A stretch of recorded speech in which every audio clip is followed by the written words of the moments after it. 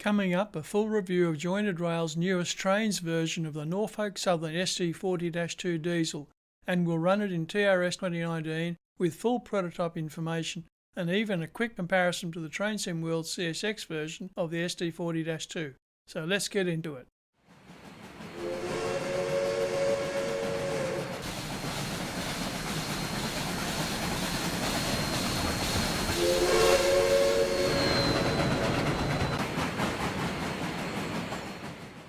As I often do with railroad equipment reviews, let's explore the prototype first. The EMD SD40-2 is a 3,000 horsepower road switcher diesel electric locomotive from Locomotive from 1972 to 1989 with 6-wheel truck. This refers to the fact they are mounted on 6-wheel bogie trucks as against 4-wheel trucks in the GP series. The SD40-2 was introduced in January 1972 as part of EMD's -2 series. Although higher horsepower locomotives were available, including EMD's own SD45-2, the reliability and versatility of the 3,000 horsepower SD40-2 made it the best-selling model in EMD's history. As of 2017, nearly all SD40-2s built still remain in service, but not necessarily as originally built nor with the original owner. The SD40-2s are still quite usable nearly 50 years after the first SD40 was made, making it one of the easiest locomotives to use across several decades and remaining prototypical, model-wise. The Norfolk Southern SD40-2s were originally purchased by the Southern Railway, 128 units in total. The number range was 3201 to 3328. Some were sold to Canadian Pacific Railways, but other units were rebuilt to snoot nose format and passed on to Norfolk Southern. However, as of January 2017, a significant number of high hoods remain on the Norfolk Southern roster. I've not found a high hood version in Norfolk Southern colours for Trainz. However, Jointed Rail do have a Southern Railways high nose model available. I wonder why they haven't done a high nose version for Norfolk Southern, unless they feel it's not a big enough market. But why do a Southern version then? I'm sure someone has an explanation. Here is a list of the US railroads that use the SD40-2 as well as totals for Canada and rest of world, the most successful EMD model ever.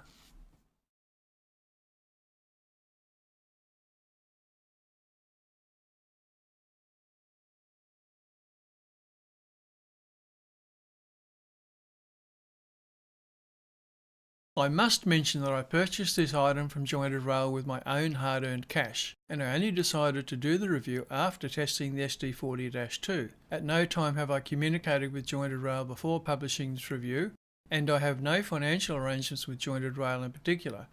In addition, I will always retain my independence.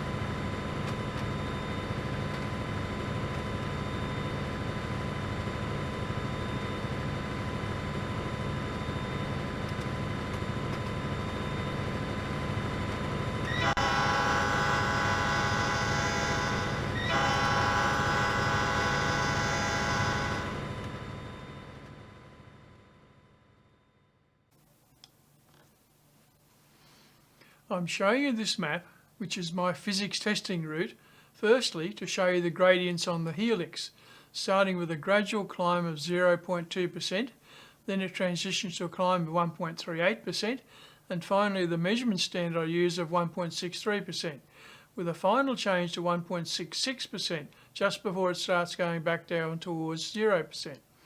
The philosophy behind that last increase is to have a standard which is 1.63%, but allow some margin in case of minor variations of a few percentage points. This means the minor increases that can occur when not making the climb measurement of a specific locomotive invalid. When I hit that minor increase at the last of the climb, I'll move the throttle up a notch or two to find out if it's got a bit of grunt left to overcome those minor increases. If it has, then I don't see that as a serious problem. If the locomotive still stalls, then I have to rerun the test with a smaller load. I hope I'm not confusing you with that one. In this second close-up image of the helix, you can see the percentages on the helix a little bit more clearly, with a gradual increase going up and a gradual decrease at the end of the climb. One of the most recent changes I made to this route is adding another loop with a Y attached. This allows me to run the locomotive up the hill and park the car in the second loop just before the Y. Uncouple the locomotive or locomotives, take them through the Y and then run back on the other loop siding and attach them to the previous back end of the train. If you're wondering why I do that, it allows me to take the train back down the hill and test dynamic braking, if there is any. This is necessary because previously I was either testing steam locomotives or first generation diesels, neither of which have dynamic braking. So it was rather pointless at the time to have to return down the hill, at least for testing purposes. Now with this review on the SD40-2, it has now become an important consideration, hence the need to make this additional feature. This little module is fairly simple, but I have set it up with signals, a road with crossing lights and gates, and some moderately attractive scenery along the way. So I'm not only performing testing, but I can enjoy it as scenery passes by, which makes it so much easier for me to motivate myself to do these tests, and it adds to the fun if the engine is struggling, particularly if by applying my limited skills I can still make it to the top.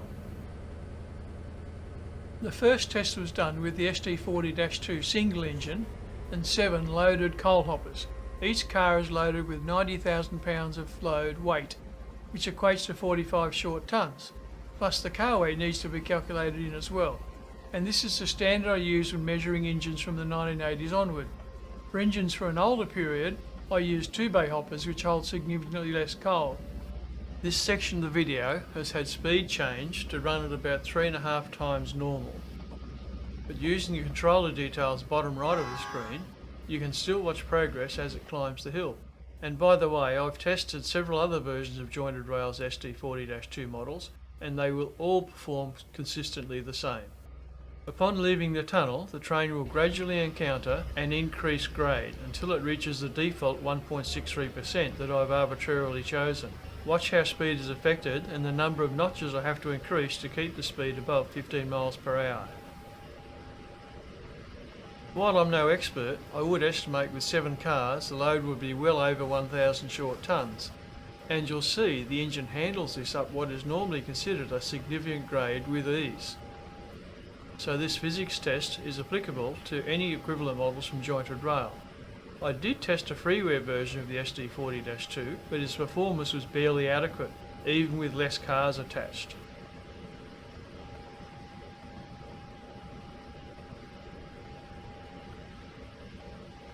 I'm near the summit now, and speed has dropped to 15 miles per hour, but there are still several notches available on the throttle if I wanted to increase speed, but it's not really necessary. You'll notice in a moment, once the summit's reached, the train quickly picks up speed. I now need to drop off a couple of notches on the controller. You can see from this clip, the engine appears to have adequate power and appears to also have a realistic setting on the engine specs.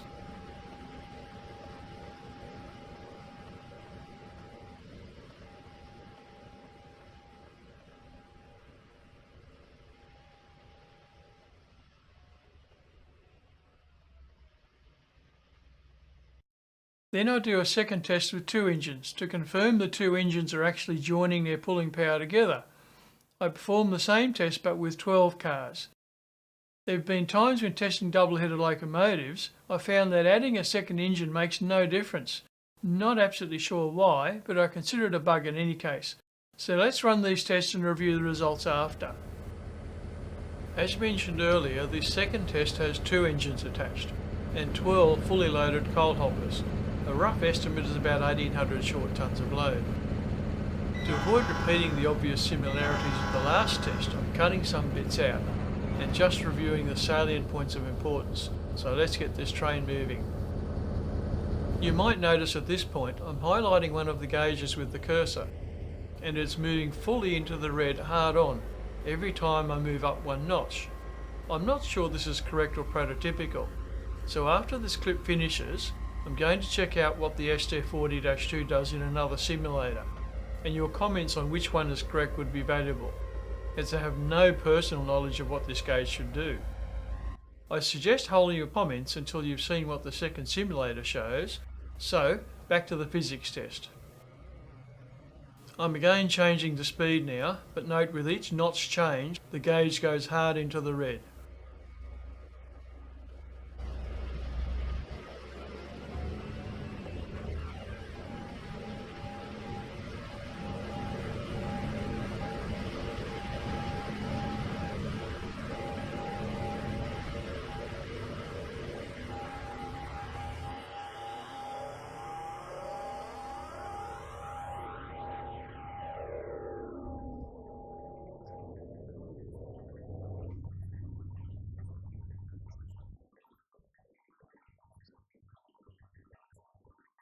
The engines will peak at 23 mph with ample power to spare.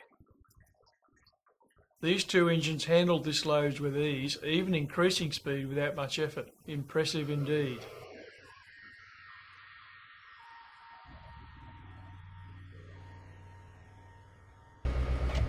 Just to reinforce this concern with the gauge, in this short clip recorded separately, the gauge I'm concerned about stays in the red for the entire length of the tunnel. Sadly, I couldn't find any information detailing how the gauge should act and exactly what it's used for. But in gauges generally, red means bad, B-A-D. Now in this clip from Dovetail's Train Sim World, I'm again in the SD40-2. However, you will note the layout is a little different. This could be because CSX, which is the name on this locomotive, did not exist when the SD40s were being built, so it was inherited obviously. However, the same gauges are still there, bar one, and the gauges we're interested in behave totally different. And Dovetail has consistently made claims that the physics and equipment remains as close as possible to prototype behaviour. And while there have been comments about brake handling authenticity at times, in general that is the case.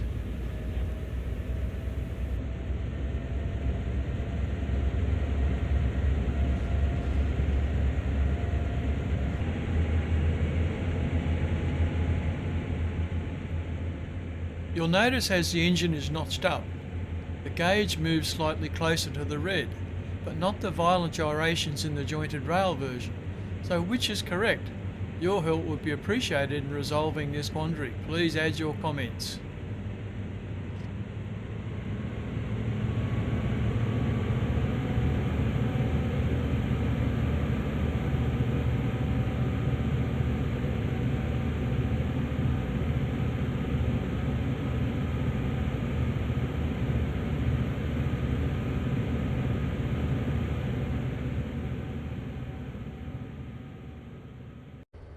Here is a short clip giving you a look at the cabin of this recent release SD40-2, and I can honestly say I think it competes well with the Train Sim World version.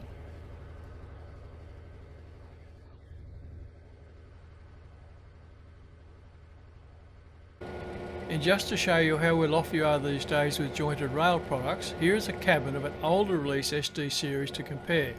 And while a reasonable quality, the newest releases from jointed rail are definitely up to the standard of the competition.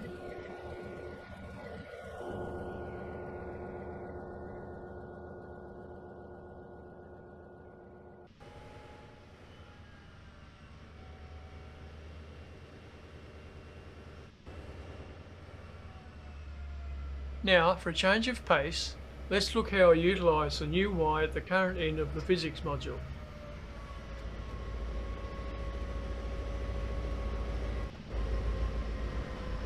Test train is just leaving the climb and back on level ground.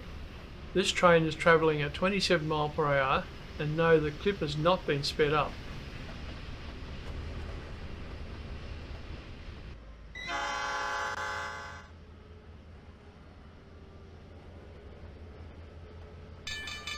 Passing through the first loop, the train approaches the only crossing on the module and uses the horn for the appropriate warnings. I should say I am using the TRC road crossing gate system, which I consider the best available for most circumstances, and it is just so easy to install once you get the hang of it.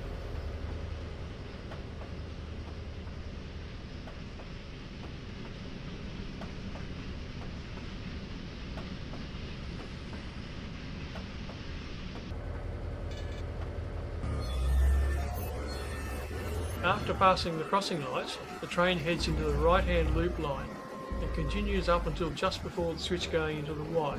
There it stops, so I can uncouple the two engines from the train.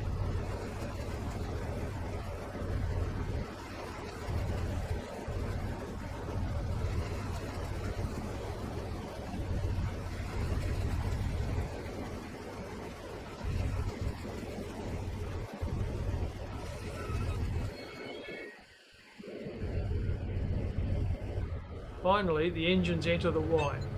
Carry on through the whole circuit ends up facing the other way, ready to go back down the empty loop next to the train and recouple to the other end of that train.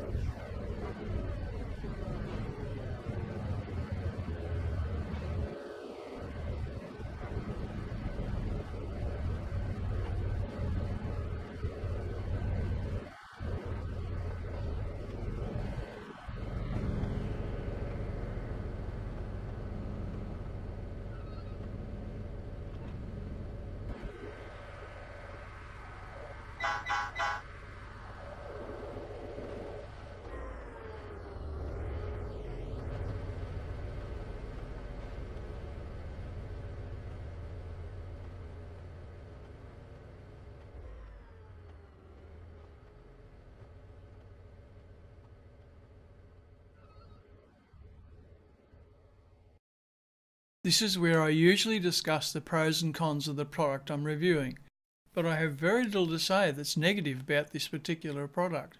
Overall, this is a very impressive locomotive, and as well as one of the latest releases from Jointed Rail. Apart from the issue mentioned earlier of the questionable gauge, there is little to comment on. I did notice an occasional stutter on horn, and here is an example.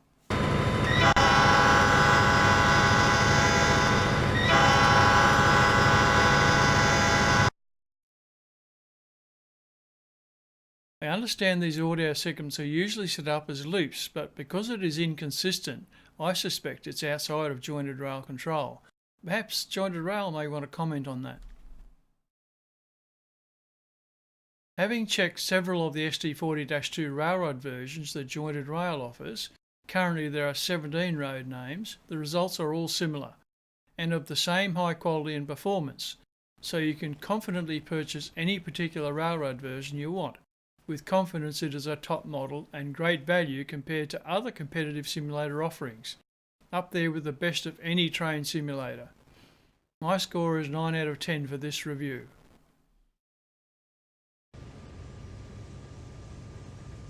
I hope you found this tutorial enjoyable and of benefit. If you have any thoughts to share, please add a comment below the video.